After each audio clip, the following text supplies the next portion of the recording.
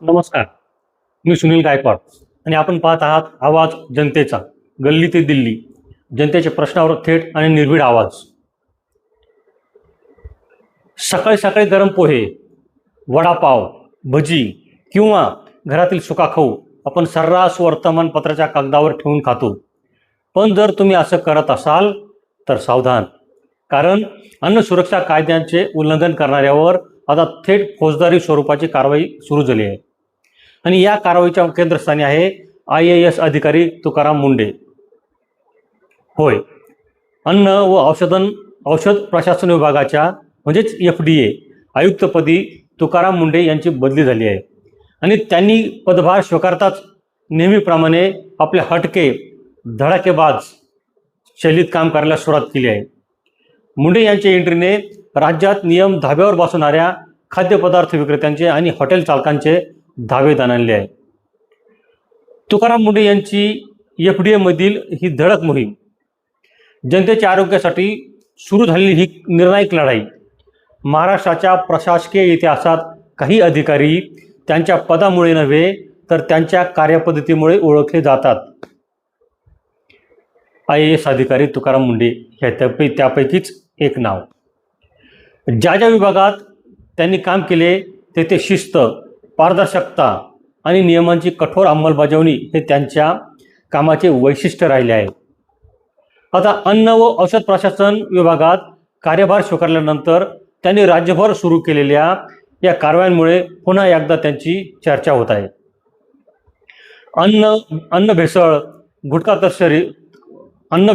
गुटखा तस्करी, प्रतिबंधित तंबाखूजन्य पदार्थ, बनावट दुग्धजन्य पदार्थ आणि नियमबाह्य औषध विक्री यासारख्या गंभीर विषयावर त्यांनी आक्रमक भूमिका घेतली आहे. जनतेच्या आरोग्याशी खेळ करणाऱ्यांविरोधात कोणतीही तडजोड केली जाणार नाही असा स्पष्ट संदेश त्यांच्या कारवायांमधून दिसून येत आहे. गुटखा आणि प्रतिबंधित तंबाखू विरोधी राज्यव्यापी मोहीम 1 ते 5 जून 2026 या कालावधीत अन्न व औषध प्रशासनाने राज्यभर मोठी मोहीम राबवली. या मोहिमेत तब्बल 195 ठिकाणी धाडी टाकण्यात आल्या. या कारवाईत 1,99,00,000 रुपयाहून अधिक किमतीचा प्रतिबंधित साठा जप्त करण्यात आला. तसेच अंदाजे 192 जणांना अटक करण्यात आल्याची चर्चा आहे. ही कारवाई केवळ किरकोळ विक्रेत्यांपुरती मर्यादित नव्हती. गुटखा आणि प्रतिबंधित तंबाखूच्या पुरवठा साखळीवर थेट प्रहार करण्याचा प्रयत्न प्रशासनाने केला आहे. अनेक वर्षापासून सुरू असलेल्या अवैध व्यवसायाविरोधात ही एक मोठी आणि संघटित मोहीम मानली जात आहे. आता नागपूरमधील धडक कारवाई पहा. मुख्यमंत्री देवेंद्र फडणवीस यांचे गृहनगर असलेल्या नागपुरातही FDAने मोठी कारवाई केली. बुनकर कॉलनी परिसरात टाकलेल्या या छाप्यात 419 किलोहून अधिक प्रतिबंधित सुगंधित तंबाखू जप्त करण्यात आली. या मालाची किंमत सुमारे 6 लाख रुपये होती. या कारवाईने प्रशासन कोणताही राजकीय किंवा भौगोलिक भेदभाव न करता कायद्याची अंमलबजावणी करत असल्याचा संदेश दिला. जनतेच्या आरोग्याला धोका निर्माण करणाऱ्या व्यवसायावर कठोर कारवाई केली जाईल हे पुन्हा एकदा स्पष्ट झाले. भेसळयुक्त दुग्धजन्य पदार्थाविरोधात निर्णायक पाऊल. आता दूध, खवा, पनीर, तूप आणि इतर दुग्धजन्य पदार्थांमधील भेसळ हा महाराष्ट्रातील गंभीर प्रश्न बनला आहे. अनेक वेळा भेसळयुक्त पदार्थांमध्ये युरिया, डिटर्जंट, सिंथेटिक रसायने आणि इतर आरोग्यास घातक घटक आढळून आले आहेत. या पार्श्वभूमीवर FDAने पुण्यात मोठी कारवाई केली. सोमवार पेठ, बुधवार पेठ, शुक्रवार पेठ, कोथरूड आणि हडपसर या परिसरात टाकलेल्या छाप्यांमध्ये तब्बल 47,36,000 रुपयांचा संशयित साठा जप्त करण्यात आला. या कारवाईत 2,806 किलो पनीर, 13,127 किलो खवा, 138 किलो चीज अँडलॉग, 960 किलो तूप एवढी सर्व सामग्री जप्त करण्यात आली. याशिवाय विविध पदार्थांचे 35 नमुने तपासणीसाठी प्रयोगशाळेत पाठवण्यात आले. तुकाराम मुंढे यांच्या नेतृत्वाखाली FDAने सेफ फूड, सेफ ड्रग आणि सेफ महाराष्ट्र ही मोहीम अधिक प्रभावीपणे राबवण्यास सुरुवात केली आहे. या मोहिमेचा उद्देश केवळ कारवाई करणे नसून ग्राहकांना सुरक्षित अन्न, सुरक्षित औषधे उपलब्ध करून देणे हाच आहे. राज्यातील अन्न उत्पादन, साठवणूक, वाहतूक आणि विक्री प्रक्रियेवर अधिक बारीक लक्ष ठेवले जात आहे. भेसळयुक्त पदार्थ तयार करणारे, साठवणूक करणारे आणि विक्री करणारे घटक शोधून त्यांच्यावर कारवाई केली जात आहे. प्रामाणिक व्यावसायिकांनाही दिलासा. या कारवाईचा आणखी एक महत्त्वाचा परिणाम म्हणजे नियमांचे पालन करून व्यवसाय करणाऱ्या प्रामाणिक व्यापारी आणि फार्मासिस्ट यांना संरक्षण मिळत आहे.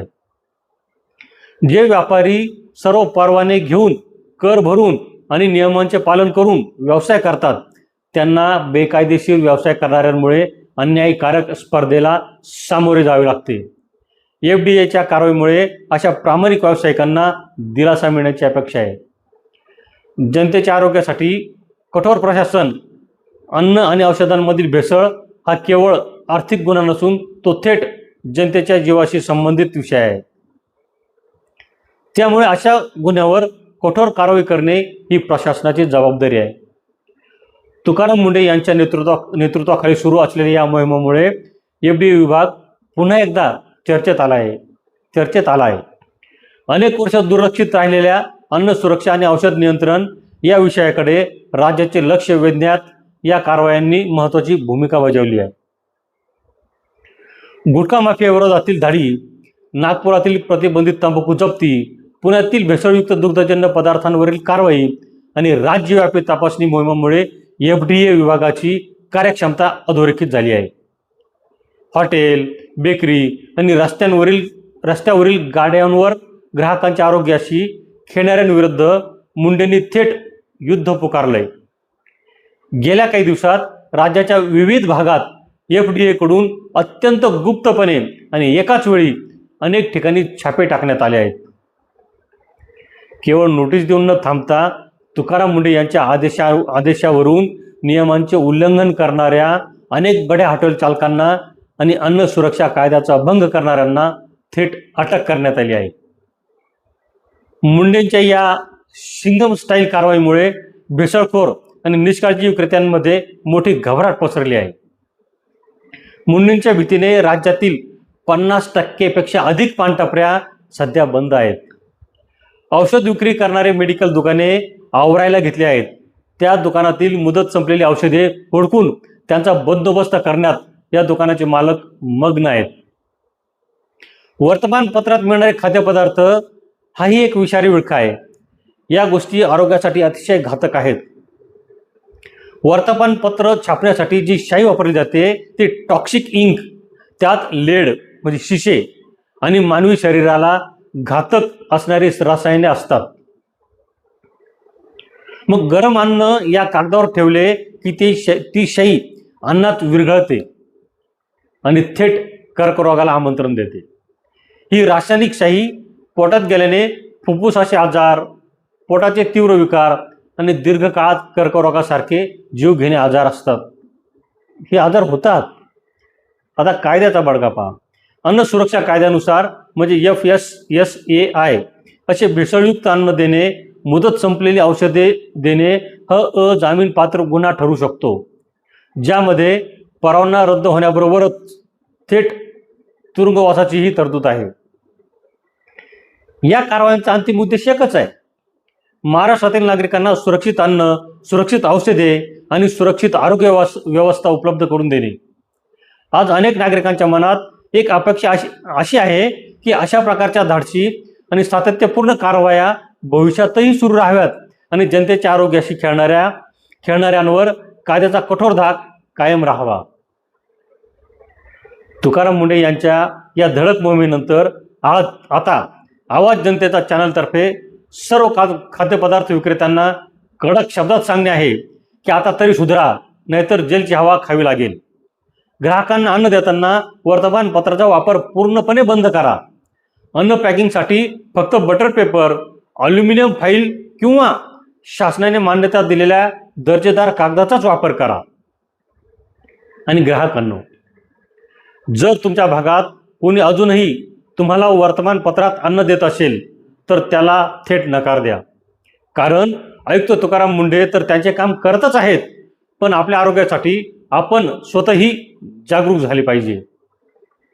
तुकाराम मुंढे यांच्या या धडकेबाज कारवाईचे तुम्ही स्वागत करता का?